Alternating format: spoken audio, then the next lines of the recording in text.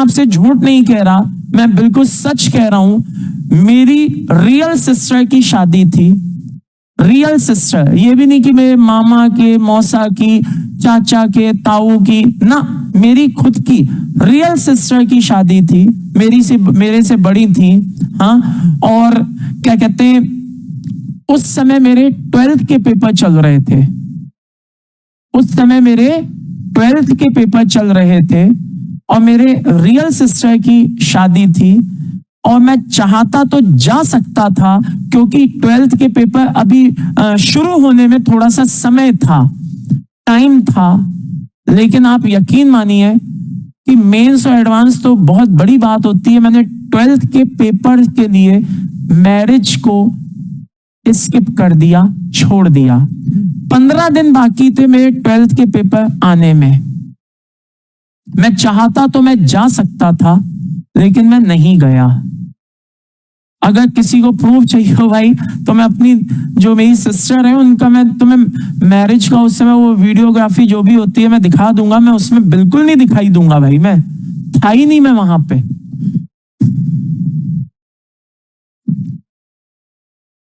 जिन बच्चों को by the way मान लो स्कूल से थोड़ा बहुत रिलैक्सेशन मिला हुआ है और वो स्कूल बाय द वे कम जाते हैं या उनको थोड़ा सा रिलैक्सेशन मिला हुआ है, होता है कई बार बहुत से बच्चों को थोड़ा सा रिलैक्सेशन मिल जाता है, तो ऐसे बच्चों को मेरी सिर्फ और सिर्फ एक एडवाइस है कि वो पहले ये डिसाइड करें कि उनकी क्लासेस का टाइम कब का है। आई मीन कोचिंग की क्लासेस का टाइम कब का है, मॉर्निंग का या इवनिंग का।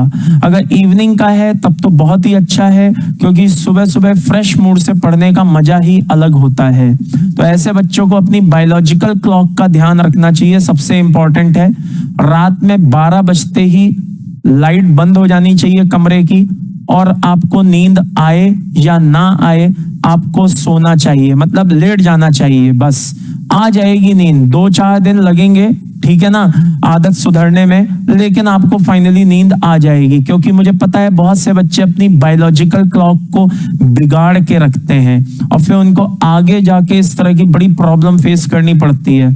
तो नंबर 1, वो रात को 12 बजे किसी भी कीमत पे लाइट बंद करके लेट जाएं, सो जाएं, नींद आ ही जाएगी, धीरे धीरे आदतें सुधरेंगी। सुबह 5:30-6 बजे तक उनकी आंख हर हालत में खुल जानी चाहिए, यानी कि आइडियल जो नींद होती है वो 5 से 6 घंटे की होती है। मिनिमम एटलीस्ट 5 आवर्स सोना बनता है। अगर इससे कम सोओगे तो उठने के बाद फ्रेश फील नहीं करोगे, और 6 घंटे अगर सोओगे और उसके बाद उठोगे तो उठने के बाद फील करोगे कि आज बहुत बड़ा पाप हो गया है। तो कुल मिलाकर के 5 से 6 घंटे की एक आइडियल नींद होती है बेटा, ये आपको नींद लेनी चाहिए। उसके बाद क्या करें बेटा, पढ़ने बैठ जाएं, बढ़िया वॉक थोड़ी बहुत अगर कर सकते हैं कर लें, ठीक है ना। 7 बजे एटलीस्ट, 7 साढ़े 7 बजे एटलीस्ट पढ़ने बैठ जाएं। 7:30-8 बजे मान लीजिए पढ़ने बैठ गए, 2-2 घंटे के गैप में, आई रिपीट 2-2 घंटे के गैप में आप पढ़ाई करें, ठीक है। मॉर्निंग के टाइम थोड़ा सा एक्सरसाइज को जरूर दें। कसम से कह रहा हूं, बॉडी बहुत फ्रेश फील करती है, दिमाग दुगनी ताकत से काम करता है। तो थोड़ा सुबह सुबह इन बातों का ध्यान रखें। भले चाहे 2-2.5-3 किलोमीटर का ही चक्कर लगा लें, लेकिन चक्कर जरूर लगा के आए। एक अच्छा राउंड होना चाहिए, दौड़ के जाएं, भाग के जाएं, पैदल चल के जाएं, जैसे करना है करें। एक मतलब आधा घंटे की एक शानदार एक्सरसाइज तो होनी चाहिए। माइंड बड़ा फ्रेश फील करेगा, माइंड फ्रेश फील करेगा, चीजें बहुत तेजी से दिमाग में एंटर होंगी। ओके, 7:30-8 बजे हर कीमत पे चाहे कुछ भी हो जाए अपना पढ़ाई शुरू कर दीजिए। पढ़ रहे हैं 2 घंटे पढ़ने के बाद उठ जाइए, मम्मी को बोल दीजिए मम्मी नाश्ता चाहिए, हर हालत में 2 घंटे के बाद नाश्ता करिए। 15-20 मिनट का गैप लीजिए, उसमें आपका नाश्ता भी हो गया, थोड़ा सा नाश्ता करके इधर उधर हिल डुल लिए बस, और फिर वापस से पढ़ने बैठ जाइए। 2 बजते बजते आपकी कम से कम 5.5 घंटे की स्टडी पूरी हो जानी चाहिए। 2 बजे अपना लंच लीजिए, लंच लेने के बाद थोड़ा सा वॉक, आई मीन घर के अंदर ही इधर उधर टहल लिए, ये नहीं कि एकदम बैठ गए, थोड़ा सा इधर उधर वॉक की, और वॉक करने के बाद दोबारा से क्या किया, आ गए और आकर के सो गए। दोपहर में कम से कम मिनिमम 1 आवर की, आई रिपीट मिनिमम 1 आवर की, 1 घंटे की एक शॉर्ट नैप, छोटी सी झपकी लेना बहुत जरूरी है। लिटरली कह रहा हूं, बहुत फ्रेश फील करोगे। देन उसके बाद आई थिंक आपकी क्लासेस शुरू हो जाती हैं। ठीक है, आप अपनी क्लासेस में बिजी हो जाते हो। 8-9 बजे तक आपकी क्लासेस चलती हैं। 9 बजे तक आप फ्री हो गए। 4 बजे से लेकर 9 बजे तक या 3 बजे से लेकर के 9 बजे तक, मान लीजिए किसी की क्लास 3 बजे चालू होती है तो वो 2 बजे अपना लंच करके आधा 1 घंटे की झपकी ले ले। अगर उसकी क्लास 2 बजे से चालू होती है तो 1 बजे लंच करके आधा 1 घंटे की हल्की सी झपकी लेकर के और 2 बजे से अपनी क्लास शुरू कर दे। फाइनली बहुत से बच्चे 9 बजे तक फ्री हो जाते हैं, अपना खाना वाना खा पी के अपनी क्लासेस पूरी करके 9 बजे तक फ्री हो जाते हैं। उसके बाद आप आधा घंटे कम से कम थोड़ा सा बाहर घूमिए। 10 बजे वापस से बैठ जाइए और 2 घंटे पढ़िए। अब सबसे बड़ी बात है कि सर इस 2 घंटे में हमें क्या पढ़ना है, तो मेरी इस लाइन को गांठ बांध लेना। बहुत ही शानदार लाइन बोलने जा रहा हूं, जरा ध्यान से सुन लेना। चिंता मत करो, शायरी वायरी कुछ नहीं सुनाने जा रहा हूं, मुझे आती भी नहीं है, मैं साफ कह रहा हूं। जो बता रहा हूं वो जरा ध्यान से सुन लो। इन 2 घंटों में क्या करूं? 10 बजे से लेके 12 बजे तक के जो मेरे पास 2 घंटे हैं, इन 2 घंटों में क्या करूं? इन 2 घंटों में मैंने जो अभी ऑनलाइन क्लासेस ली हैं या जो भी मैं क्लास लेके आया हूं, इन 2 घंटों में जो कुछ भी मैंने पढ़ा है, सिर्फ एक बार उनकी थ्योरी को वापस से रिकैप कर लूं। That's all. कोई क्वेश्चन लगाने की जरूरत नहीं है, कुछ करने की जरूरत नहीं है, सिर्फ और सिर्फ थ्योरी को रिकैप करना है। एक बार दोबारा से देखना है कि आज पूरे टाइम टीचर ने इतनी मेहनत से जो पढ़ाया वो क्या पढ़ाया। ये काम करने के बाद कसम से कह रहा हूं, जब आप 12 बजे आप सोओगे ना जाकर के, तो आपको बहुत अच्छी नींद आएगी। आपको लगेगा कि मैंने आज अपने पूरे दिन का बहुत सदुपयोग किया है। तो by the end summary is this, क्या कि क्लासेस के साथ, कोचिंग क्लासेस के साथ अगर कोई बच्चा मान लीजिए 6 से 6.5 घंटे 7 घंटे सेल्फ स्टडी को दे पा रहा है, इसका मतलब वो अपने साथ जस्टिस कर रहा है, वो ईमानदारी बरत रहा है। अगर आप 6 घंटे से कम समय दे रहे हैं, यानी कि आपके अंदर टाइम मैनेजमेंट की समस्या है, आप लापरवाही दिखा रहे हैं। और अगर आप सोच रहे हैं नहीं मैं इससे ज्यादा समय दे लूंगा, तो इसका मतलब आप अपनी बायोलॉजिकल क्लॉक के साथ खिलवाड़ कर रहे हैं। और एक बात ध्यान रखिए, काम इंसान को वही करना चाहिए जो वो हर दिन कर सके। तो अगर आपको लगता है कि आप हर दिन 8 घंटे पढ़ सकते हो, पढ़ो। अगर आपको लगता है मैं हर दिन 6 घंटे पढ़ सकता हूं, तो 6 घंटे पढ़ो। अगर आप मुझसे पूछते हो कितने घंटे पढ़ना चाहिए, तो मैं बता चुका हूं, क्लासेस के साथ मैक्सिमम 6 घंटे पढ़ना चाहिए। हाँ, अगर आप 6 घंटे पढ़ पा रहे हैं क्लासेस के साथ, सेल्फ स्टडी को 6 घंटे दे पा रहे हैं, इसका मतलब आप अपने साथ न्याय कर रहे हैं, जस्टिस कर रहे हैं। और अगर आप 6 से कम कर रहे हैं, मतलब कहीं ना कहीं गलती है, सुधार लीजिए, अभी भी वक्त है। और एक क्वेश्चन जो मुझे कई बार मेरे से बच्चे पूछते हैं, ठीक है, एक्चुअल में ये भी किसी ने पूछा ही था, इसलिए मेरे को अचानक याद आया तो मैंने बता दिया। बच्चे मुझसे अक्सर पूछते हैं क्या मेरा सिलेक्शन हो पाएगा, मेरी 11th बेकार हो गई, ये हो गई, वो हो गई।